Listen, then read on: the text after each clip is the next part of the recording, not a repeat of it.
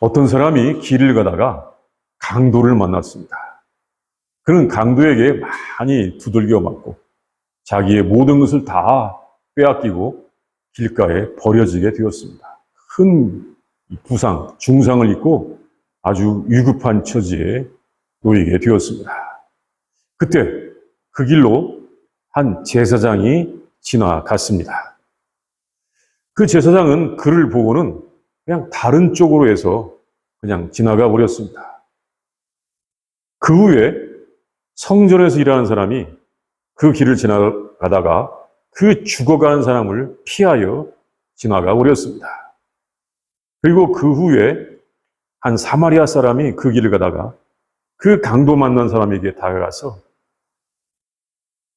그의 상처를 소독해주고 아픈 부분에 치료제를 바르고는 자기의 짐승에 그를 태워서 가까운 여관으로 가서 그를 눕게 하고 정성스럽게 치료해 주었습니다. 그리고는 그 여관 주인에게 거의 2달치의 숙박비를 주면서 그 다친 사람을 치료해 주라고 하면서 그 치료비가 더 들면 자기가 돌아올 때 갚을 테니까 그 치료비를 주겠노라고 하고 자기는 자기의 일을 위하여 떠나갔습니다. 다시 돌아온다고 하였습니다. 이것은 선한 사마리아 사람의 이야기라고 하는 말씀인데 성경에서 가장 유명한 말씀 중에 하나입니다. 많은 사람들이 선한 사마리아 사람의 이야기를 듣게 됩니다. 아마 예수님께서 하신 말씀인 줄 모르고 들은 사람들도 있을 것입니다. 그 이야기의 출처는 모른 채 선한 사마리아 사람, 선한 사마리아 사람이라고 하는 요즘 보통 명사처럼 된 그 이야기를 들었을 것입니다. 다른 사람의 위기를 그냥 지나치지 않고 큰 자비를 베풀어 준 사람에 대하여 붙이는 호칭이 선한 사마리아 사람이라고 하는 호칭입니다.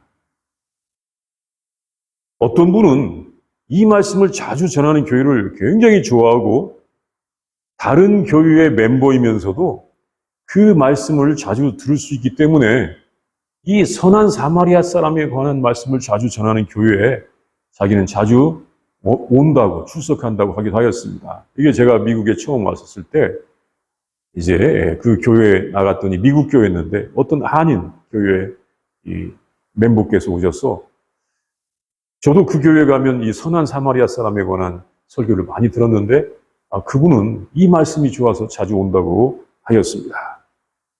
이웃사랑을 강조하는 것은 듣는 성도들에게 큰 위로와 평안을 주는 것입니다. 그 선한 사마리아 사람의 이야기는 예수님께서 한 율법사의 질문에 답하기 위하여 하신 말씀이었습니다.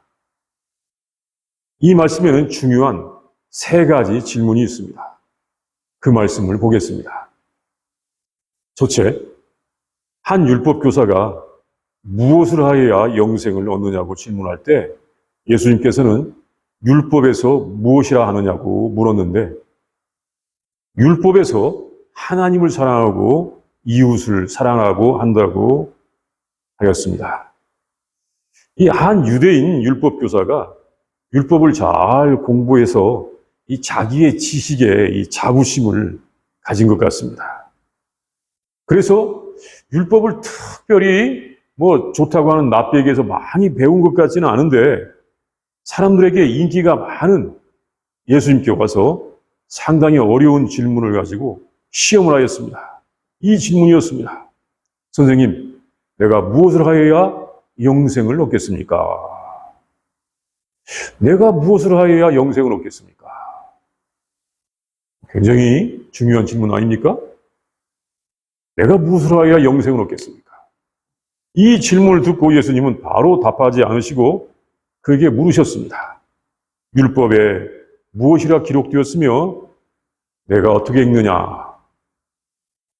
그러자 그는 이렇게 대답하였습니다. 내 마음을 다하며 목숨을 다하며 힘을 다하며 뜻을 다하여 주 너희 하나님을 사랑하고 또한 내 이웃을 내 자신같이 사랑하라 하였나이다.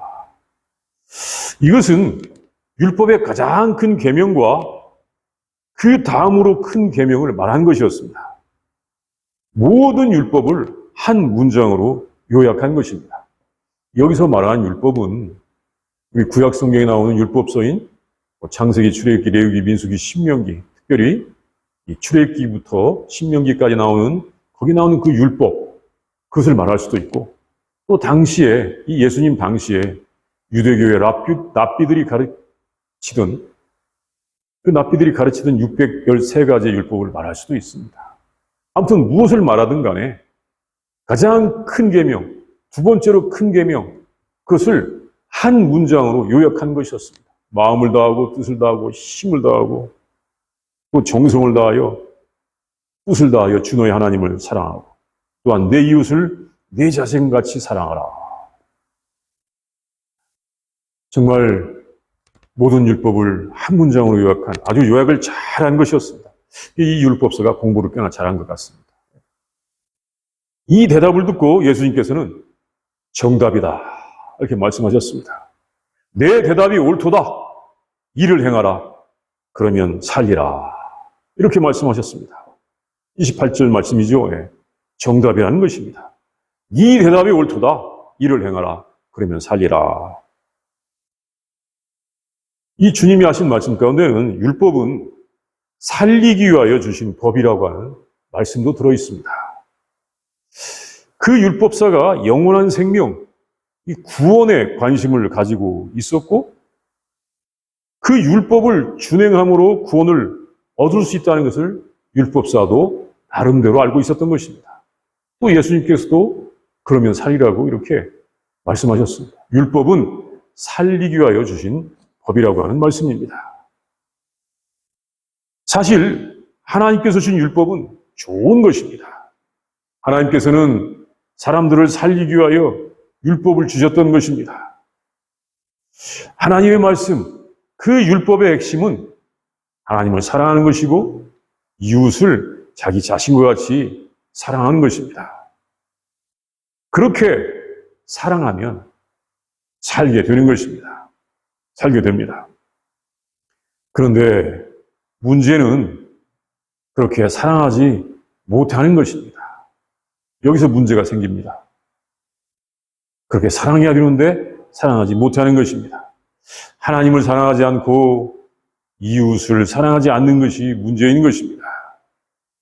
우리가 능력과 의지가 없어서 그렇게 사랑하지 않는 것이 문제인 것입니다. 그러면 우리가 능력과 의지가 없으면 어떻게 합니까? 우리가 뭔가를 해야 되는데 능력과 의지가 없으면 어떻게 됩니까? 우리는 하나님의 도움을 받기 위해서 기도를 해야 하는 것입니다. 그래서 예수님께서 제자들에게 기도를 가르쳐 주십니다. 영생을 얻기 위해서 이 율법을 행할 수 있는 능력과 의지를 구하는 기도, 그 기도를 예수님께서 가르쳐 주시게 됩니다. 그 기도를 우리는 이 말씀의 다음 장인 11장에서 볼 수가 있습니다. 보통 우리가 주기도라고 하는 가르쳐주라고 부르는 그 기도를 주님이 가르쳐 주셨습니다. 11장에서 주기도에서 주기도를 보게 될 것입니다. 사실 주기도는 율법의 가장 큰 계명과 두 번째 계명과 관련이 되어 있습니다. 둘째, 그 율법 교사는 자기를 옳게 보이려고 내 이웃이 누구냐고 물었습니다. 예수님은 그때 선한 사마리아 사람의 이야기를 해 주셨습니다. 예수님께 대답을 잘하여 이 칭찬을 받았던 율법 교사는 자기가 옳다는 것을 인정받고 싶었던 것입니다. 선생님, 저 옳지요? 저 옳지요? 이것을 인정받고 싶었던 것 같습니다. 사실 당시의 율법 교사들의 목표는 사람들에게 인정받는 것이었습니다. 이 율법 교사들의 목표가 사람들에게 인정받는 것이었다는 것입니다. 그래서 무엇을 했습니까? 위선, 외식을 했던 것입니다. 나는 사람들에게 옳은 사람으로 인정을 받아야 돼. 실제는 아니지만. 그래서 외식하는 자들아, 이 유선자들아, 그런 말을 많이 들었지 않습니까? 당시의 율법교사는 인정받고자 했습니다. 그래서 가식적으로라도 행했던 것입니다. 역시 그 선상에서 그는 자기가 옳다는 것을 인정받으려고 다시 질문을 하였습니다. 내 이웃은 누구입니까? 내 이웃은 누구입니까?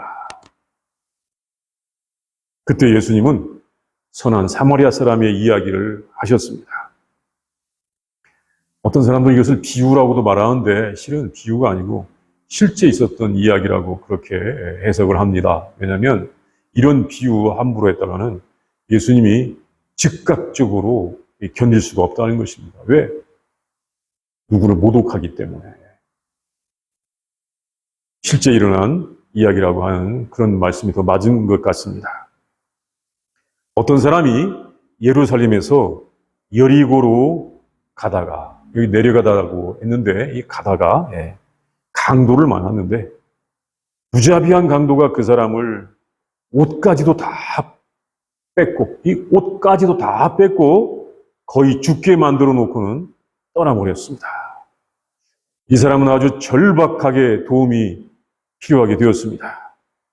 그때 얼마 되지 않은 것 같은데 한 제사장이 그 길을 지나갑니다. 제사장은 그를 보고 피하여 지나갔습니다. 그 죽어가는 사람을 보고도 피하여 지나가는 제사장. 그 죽어가는 사람을 보고도 피하여 지나가는 제사장. 하나님의 제사장의 자격이 있습니까? 좋은 사람입니까? 나쁜 사람입니까? 그런데 그에게 어떤 중요한 사정이 있을 수도 있었습니다. 사실 우리는 다 양쪽의 의견을 들어봐야 되죠. 한쪽 말만 듣고 그 나쁜 녀석이야, 나쁜 놈이야 이렇게 말하는 건 굉장히 어리석은 것입니다. 양쪽 이야기를 들어봐야 됩니다. 이 제사장에게도 혹시 어떤 사정이 있지 않았었을까? 그 죽어가는 사람을 보고도 인간의 정으로라도 가서 어떻게 해야 되는데 그냥 하나님을 섬기는 제사장이라고 해서 그냥 지나가? 무슨 사정이 있지 않았을까? 아마 그 사람에게 이런 사정이 있었을 수도 있습니다. 이 제사장은 하나님 앞에서 제사를 드리기 위해서 이 시중을 들고 제물을 바치고 제사를 집행하는 아주 특별한 사람들입니다. 그래서 제사장들은 항상 마음뿐만 아니라 몸도 깨끗이 해야 하는 것입니다. 제사를 드리기 전 얼마 동안은 자기의 어떤 이 육적인 사생활은 거의 버리고 자기를 위한 제사를 드리면서 몸과 마음을 깨끗이 한다고 합니다. 그런 다음에 하나님 앞에 나가서 거룩한 제물을 드린다고 하는 것입니다. 이것처럼 함부로 더럽혀질 수 없는 그 제사장이 그 당시에 그때 자기의 이 담당이 되니까 순서를 맡아서 제사를 드리러 가는 길인데 그 강도를 만난 사람이 누워 있는 것입니다. 피투성이가 되어서 거의 죽게 되었습니다. 그런데 구별된 제사장으로서 이 시체를 만지게 된다면 만약에 그 사람을 돕다가 피를 묻히게 되거나 그 사람이 그때 죽어서 시체를 만지게 된다면 문제가 복잡하게 되는 것입니다. 이 레위기 21장과 22장을 보면 시체로 부정하게 된 사람은 해가 질 때까지 성전에 들어가지 못하게 되어 있기도 합니다. 또 제사장은 특별히 시체를 만지지 말라고 하는 규정도 있어 보입니다. 그 사람이 혹시 죽을지도 모르는 상황인 것입니다. 이런 입장에 있는 제사장이 그 차례를 따라서 오랜만에 제사를 드리러 가는데 그 불쌍한 사람 돕는다고 피나 시체를 만지는 날에는 그가 해야 될 중요한 직무를 할 수 없게 되는 것입니다. 그러므로 그는 자기의 직무인 제사를 드리는 일을 망치면서까지 이 거의 죽은 사람을 도울 수 없다고 생각한 것 같습니다. 사실 제사장에게 이런 사정이 있을 수가 있는 것입니다. 아주 맹렬 인간이고 위선자고 그래서 그냥 피해 지나갔다. 이것만이 아니라 자기의 직무에 충실하기 위해서 어쩔 수 없이 지나간 사정이 있을 수도 있다고 볼 수 있는 것입니다. 그 다음에 성전에서 일하는 레위인이 그 길을 가게 되었는데 그도 역시 강도 만난 사람을 피하여서 다른 길로 지나갔습니다. 거의 죽게 된 사람이 있는데 그냥 피하여 갔던 것입니다. 레위인은 누구입니까? 그 사람들은 전적으로 하나님의 성전에 속한 일을 하게 되는 사람들입니다. 성전에 속한 일들을 하는 사람들입니다. 그들은 성전에 관한 아주 세세한 일들까지 하면서 성전을 유지 관리하는 그런 직무를 담당하는 사람들입니다.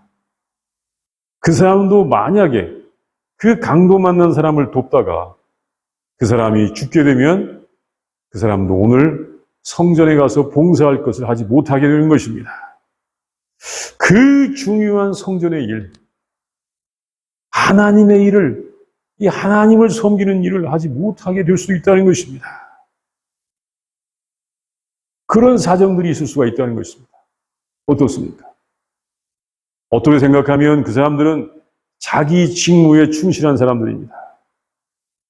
제사장은 그 거룩한 제사장 일을 하겠다는 것이고 레위인은 또 나름대로 거룩한 자기 레위인의 일을 하겠다는 것입니다.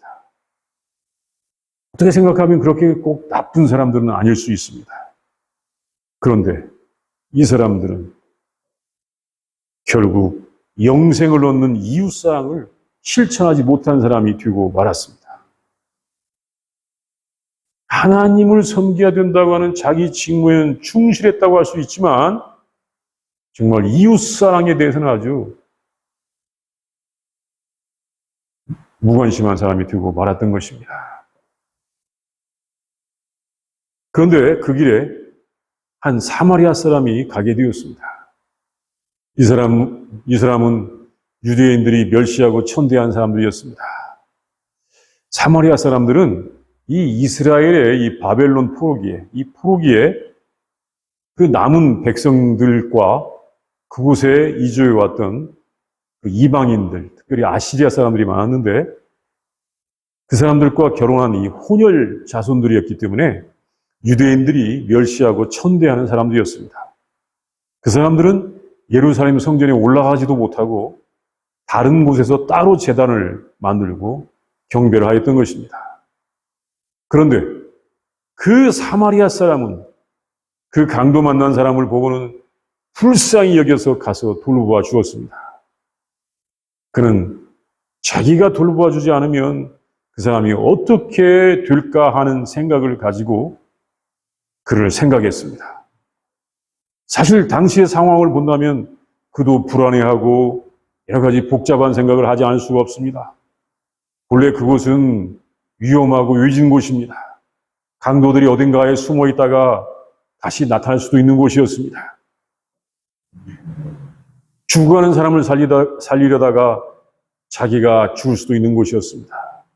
그래서 빨리 그곳을 빠져나갈 수도 있었지만 그를 불쌍히 여겨서 자기의 귀한 기름과 포도주를 상처에 붓고 싸맨 후에 자기가 타고 온 짐승에 태워서 여관에 데리고 가서 정성을 다해서 돌보아 주었습니다.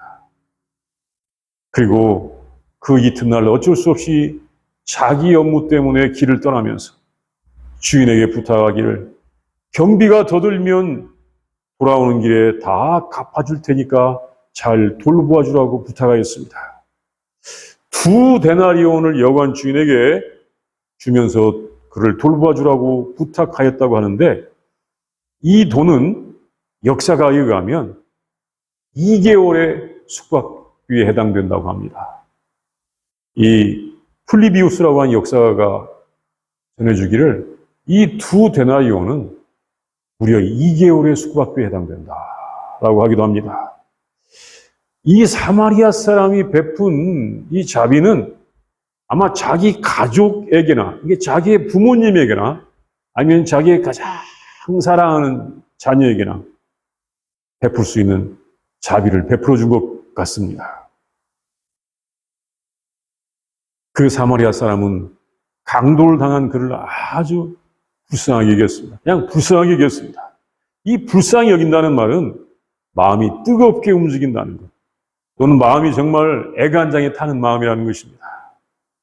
그런데 이 불쌍히 여긴다고 한 마음은 예수님께서 많은 병자들을 고쳐주실 때 가졌던 마음이었던 것입니다.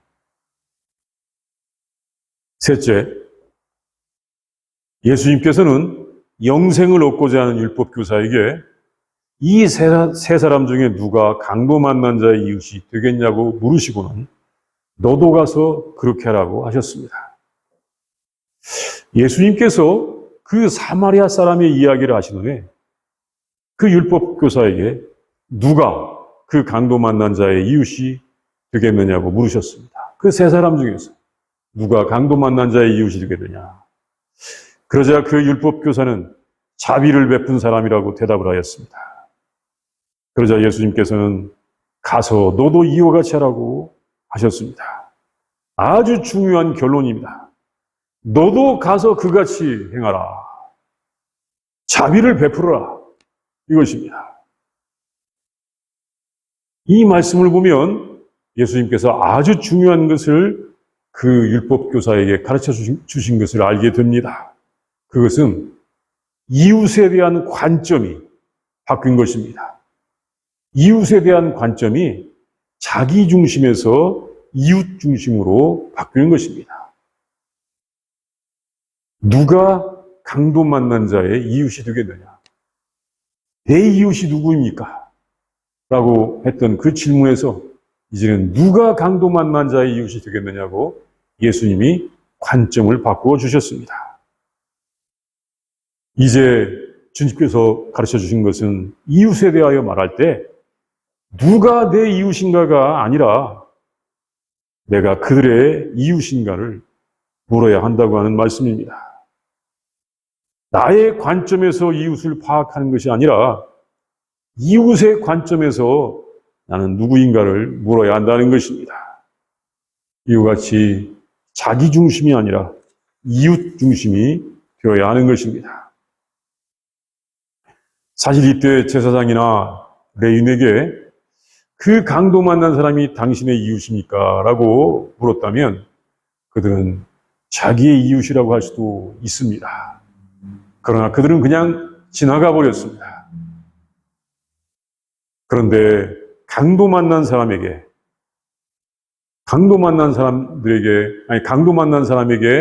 그 제사장이나 레위인은 그 이웃이 될 수가 없었던 것입니다.